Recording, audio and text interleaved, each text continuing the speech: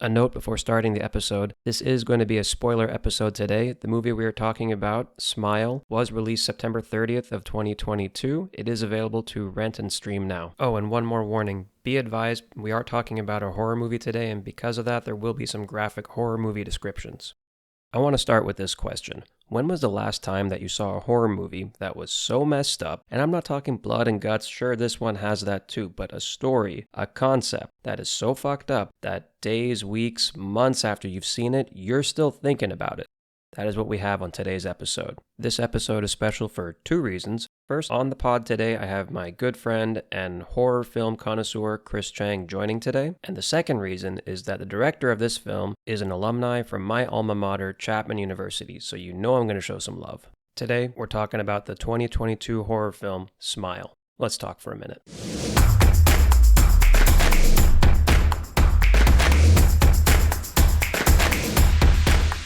Chris, I appreciate you joining today, bud. You know, we talk about horror movies a lot. You've been telling me to see this movie for a while, right? Yeah, I saw this movie, or I saw this trailer. I think you actually told me to watch the trailer, and since I saw the trailer, I was like, oh man, this is a movie that I definitely need to see. I mean, I'm a horror buff, and I like to get spooked. I like to play around and scare my niece and nephew and get frightened myself. So this was just like right up my alley. Yeah, man, this movie, Smile. I mean, just off the bat, I was impressed. It was a really good movie. I don't know what the budget was. It was beyond well made, and the plot line was great, and the scare factor definitely rocked me. I had to watch it a second time because I wanted to get a full, better understanding of the movie. The second time around still shook me. I still jumped at the Jump scares? yeah, the jump scares. Like it's Yeah.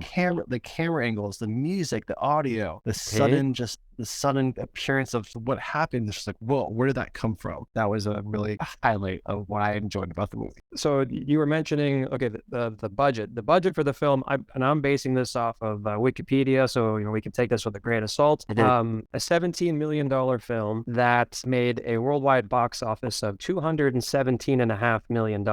What? Oh, some bias I have going into this and why I definitely wanted to see this one is that Parker Finn, the director for this is his directorial debut. He is an alumni from Chapman University, my school. Got to show some alma mater love. And if I have this information correctly, and please anyone out there, if you're from my Chapman community, if I have this wrong, let me know. But I believe he's an MFA student, a 2011 for screenwriting. And to see him go from there now to directing, that's a blowout of a debut. That's amazing. Since then, he's now signed a first look deal with Paramount. He will have the opportunity to develop more films and content for them. Absolutely incredible. But a couple other things. Did you know that the actress who's the lead in this, so her name's Sosie Bacon, I hope I'm pronouncing that correctly, Sosie Bacon, the daughter of Kevin Bacon. That's kind of a cool thing. I didn't know that. Interesting. Yeah, I'm with you, man. In this movie, well made. So many good jump scares for sure. Just from the top, a rating I give it, 7.5 out of 10 is probably like where I stand with this one. Yeah, I was going to say my rating is probably going to be 8.5. 8.5. I mean, well done horror movie. I told you that there were some things that just when watching it, unsettling music for sure. Yeah. Sound effects, those jump scares, the cinematography, super creepy. That first patient, how close when it would come to her face, Man, definitely freaked me out. I mean, that opening scene was just so intense. With the close-ups of those shots, It's like, all right, something's definitely going to happen. And then it kind of doesn't happen. But then just 10 seconds later, your mind just goes, whoa, what the heck? It's a roller coaster. It's a real roller coaster of like, you're on the edge of your seat. And then you're like, oh, okay. The music kind of settles down. And then it suddenly just hits you with the visuals. That's what I think is the most impressive. It's just that kind of teeter-tottering on that, you're going to cringe. And then you're like, oh, actually, it's going to happen. And bam. And then you're like, oh my Lord. Yeah, that opening scene to the movie was just, when I saw that, I was like, this movie's going to be pretty freaking gnarly. How about this? That fucked up monster at the end was just horrifying. That is some traumatizing stuff. Thank you for now forever having that lodged in my head. Yeah. Just that was definitely a creepy it's not like a devil, but it just was so disturbing because it was the image of her mom. Her mom, but elongated, the worst thing you could possibly think of like a loved one. The concept is what her own memories, right? Memories of her mom. She's an addict. She couldn't care for the kids. That's what I was wanting to talk to you about, because from what I understood is that when she was actually really sick, like when she was overdosing, and she was like, hey, call some help. And the main character, when she was a girl at that time, walked in, saw her mom dying, and pretty much said no and didn't call for help. I think that's what she was bearing on all the responsibilities and all the resentment from maybe her sister being like, why did you call? You could have saved my mom. And then her response was she was never a good mom. She had these mental psych issues. I think the way that we see into her head really depicts what, as viewers, can imagine what she sees of her mom. And they did a really fucking good job, because that image of her mom at the end of the movie, the demon mom, the spirit, the entity, like you said, is fucking burned in my head. God, that was frightening. And then the fact that this thing is trying to get in her and just rips her face off and tries to like instill it in her to be passed along to the next person. Man, it was, that last half an hour, that last ending was pretty intense. Two things there going off of that. One is, this whole thing of using how the monster or demon or whatever it is, it thrives off of trauma. That part is such a crazy, unique idea. She's a therapist. You know what I mean? Like, the other thing too with it is, now, I don't want people going into this and thinking that, it had horror elements, it had some gore, but overall, compared to a lot of other horror movies, it's not very gory. There is some blood, there is some stuff, but it's pretty tame. And I think that's why it's actually scarier, because the way they scare you, just the idea of this, the faces, the sounds, a good amount of old school quality jump scares. Some of these scenes, kid's birthday party. Oh gosh, the poor nephew, the main character's nephew, is having a birthday party. Everybody's doing the gifts exchange. This is at a point where the main character has already transferred the entity into her, or she's trying to figure out what's happening to her. She'll have these moments of seeing stuff and hallucinations where she does stuff that maybe she doesn't remember. So they're at this party and they're doing the gift exchange. The poor kid, who's like, I don't know, 7 or 8, opens up her gift that the main character, gives to him. I'm going to say everybody. He opens up the gift and it's her dead cat that she's been trying to find for the past few days. Not only like traumatizes the kid, and it's just so fucked up because you're like, oh my God, this is like, the happiest day of a kid's life. And he's just like holding a dead cat. And you're like, what in the world's going on? The main character, flips out. She then sees this image of the girl that had committed suicide. The main character freaks out and has an episode and scares everybody and whole mess. You're like, whoa, what the heck just happened? She falls on the glass table, and what was it? The girl from the beginning of the movie that she hallucinates and sees. But the other part too, I remember, was she remembers buying a train, the little toy train thing. Right. And like the fact that even she doesn't know, like she's surprised herself. And the way they use sound with that, she goes back to her car. Her sister is going to like comfort her or come talk to her for a sec. But even that's a hallucination. The head twists upside down. And but one thing with this movie, the actors are all amazing. From the angry sister, seeing her sister who is getting progressively worse. One part also I thought was really good, but it was very short. The main character, she learns the story that, okay, here's how this is getting passed on. In one case, one guy was able to break the chain and he's still alive, but he's in prison because he had to kill somebody. She goes to the prison to talk to him. She doesn't say who she is, that she's having the same problems. Once she reveals that, he freaks out, like, get away, get away. Like he's having a hallucination too now. And that actor was really, really good. I don't think he was having a hallucination. I think he was responding the way that he was responding in real life. He's just scared. Yeah, he's just scared shitless, because when they're talking about how it's being passed on, she was saying in her response to him divulging this information of how he kind of figured it out, she was like, I can't kill anybody. And then he's like, wait, what do you mean? You have it? He just freaks out because he's just afraid being in the proximity to this entity that is following these people. It could maybe bounce back and affect him.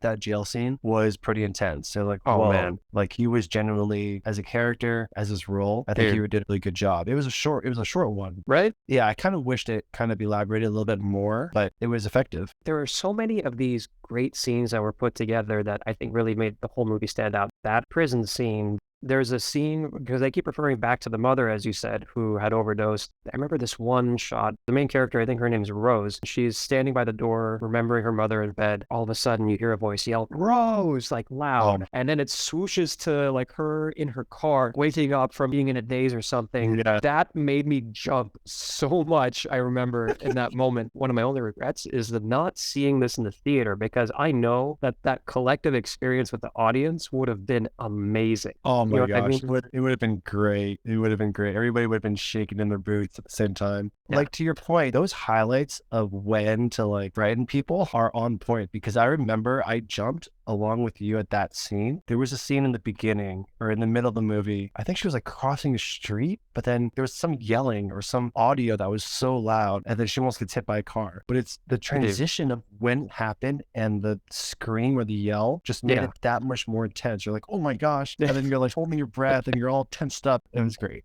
Towards the end, when the therapist comes to her home to visit her, her phone rings on the table and she sees it's her therapist calling, even though she's supposedly right in front of her. And then her face starts to be like, you see like it's this evil smile and just the sound of the evil laugh. And one of the most terrifying, I think, moments of the film, which again, there's nothing graphic in it, but it's scary as hell. I can only imagine for all the actors, including the lady who played the therapist, they probably had so much fun playing this role. I think we haven't touched upon the actual title of the movie. Oh, yeah. Right? The smiling aspect of it, it's frighteningly weird. It makes you so uncomfortable because it's not a genuine smile, of course, but it's the fact that they're smiling so intently that how they're feeling is the complete opposite. You know, smiles are supposed to be happy, right? This is beyond the complete opposite. When the therapist comes to the house, all of us thinking that it's a real session, like this is happening in real life, only to understand that this is in her head. You only understand at that point when she gets that phone call, and then you look back and you just see her like this grin, smile, and just an intense look. And that is just like, oh my God. You'll enjoy it like for all the traditional things of horror movies, from good acting, scary sounds, jump scares. That was one of those classic moments in the movie for sure. But yeah, with the smile that you're mentioning, as the title itself says, it's just big old grin smile. In fact, I'll kind of relate it to this. Any of you have a fear of clowns? This kind of reminds me of that a bit. Chris, I remember like a year ago, before any trailer came out, there were these like very subtle marketing and promo posters. It just had a smile going across as like torn paper, like jagged. It looked really messed up. There were just tons of these really messed up smile posters. And then I do remember this during the World Series. The announcers would be like, for some reason, there's some lady, I don't know if something's wrong with her over there. She'd be looking down the barrel of the camera, and the exact same type of smile, like the characters in the movie. When they did that, the expression was the exact same. It was brilliant marketing. I was just going to say, what a subtle way of inference, putting in there just so you like recognize that image and you're like, wait a second, I've seen that somewhere. Like you said, the smile, like how the characters really expressed it, it honestly shakes me to my core. It reminds me of someone, they're smiling, but has like the worst intentions, right? They're smiling, but you know, the fake smile, right? You're like, all right, something's fucked up. This doesn't make sense. 2 and 2 shouldn't go together. You're smiling, but something a little off about it. And that's what's just, oh man, it just gives me the shivers. There was that first scene when her first patient had killed herself. They were taking out the body, and the way that this person cut herself was from her like ear to down, across her throat and back up. And the way that it bled out on the sheet, it left a smile. Like that I can't shake out. It's definitely a symbol of the movie. It kind of reminded me of when Dark Knight was being promoted. They had a drawing of like a messed up clown face. The messed up way it was drawn was kind of like that one where it's a white sheet put over the body and it had just from the blood the smile. Like, so this really gives me shivers just thinking about it, but really good marketing. I really liked this movie, but thinking about the cons for a second, this is a bit of a stretch. There's two things I think are issues. One, now Sosie Bacon, she was good in the movie, but her character, and I don't put this on her as the actress, her character wasn't given too much actively to do. The parts that felt really interesting was all the other people that she interacted with. The guy in the prison, her sister, the therapist, her boss, by the way, great cameo by Cal Penn. And then of course, the monster at the end. Her part, it was more of things are happening to me. There could have been a little bit more there. I think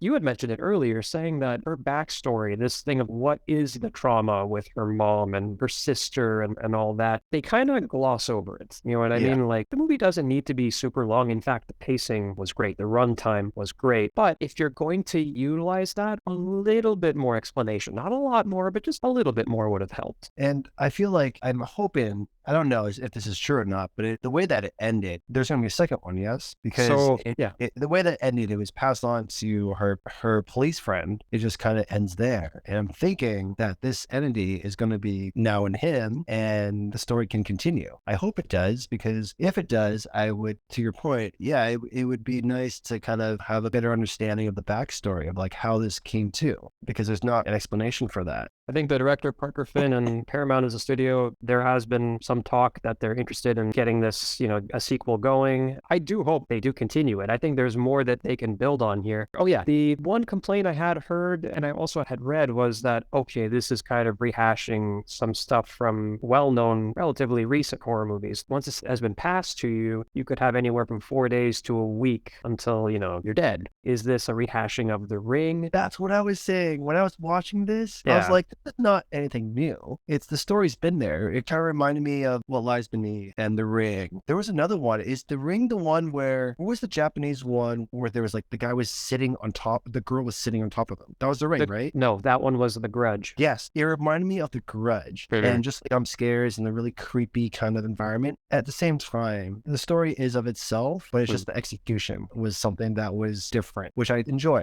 The idea, it's out there. It's just kind of rehashing how to execute this, and these guys did an amazing job. I took a few points because I think there is something to say, like, okay, they took a little bit from these other stories, but two things that I think really made up for a lot of that is, one, the ending. The ending was amazing with the monster and it's confronting the monster, but also it's confronting your trauma in a horror movie type of way, though, which is brilliant. Utilizing trauma like this and actually kind of zeroing in on it, focusing on it, having it be a psychology/horror movie together, I think is great. That's the part that makes it unique, and it sets itself apart from The Ring, The Grudge, and all the ones before. I tell you what, I stand by like 7.5 for sure. You've already now watched this twice. Yeah, I need to give this one another watch too. Just talking about it, thinking about it, I already want to watch it again. I think the second time around, I picked up on things I would have never picked up on watching the first one, because I was so intent on watching it for what it is, understanding the story after the first time. I could make references of like, oh, that makes sense now. Like, I get it. It really puts a different perspective on how I interpreted it. There were things I definitely was like, wait, I didn't see that the first time. Things that just happened by. The one thing I can kind of relate to is when she was in the kitchen, when after that entity transferred into her, or the trauma that had happened with her first patient, kitchen in the dark. And I don't know if you probably saw this, right? Yeah. The girl standing in like the hallway when they came her. And that's what I remember of What Lies Beneath, is like these like subtle inferences.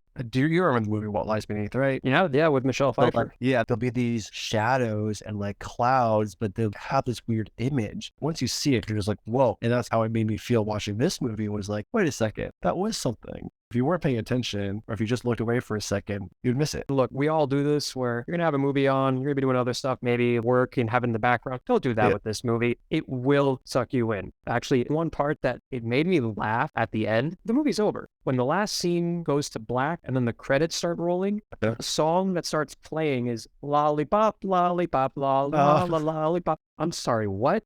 You just traumatized me. Now you're just playing something light just to be like, how you doing, pumpkin? You doing okay? You good? I thought that was so great. I loved that use of that song. That was perfect. Yeah, it's just fucking with us, man. Overall, it's a great movie. I think it's like a psychological/horror movie. I love the fact that the roles and the characters are psychologists themselves, and that plays a big, deep role in understanding how they think and their approach on their patients and themselves, and takes a deeper dive into like the trauma that some people have experienced and how that can like manifest into a physical illness. And I think there's so much to be talked about, and I hope they go into it more based on the story. I really do hope they make something of it, a sequel, and delve into the backstory a little bit more. Chris, I appreciate you recommending this film to me. Glad we could do this and chat about it. Listener, Chris had been for a while now been like, sorry, did you see it yet? Did you see it? Have you seen it yet? Did you see it yet? Did you watch it? And I already knew I was going to watch it because I wanted to show that love to Chapman, alumni pride. Parker Finn, awesome debut for you, man. But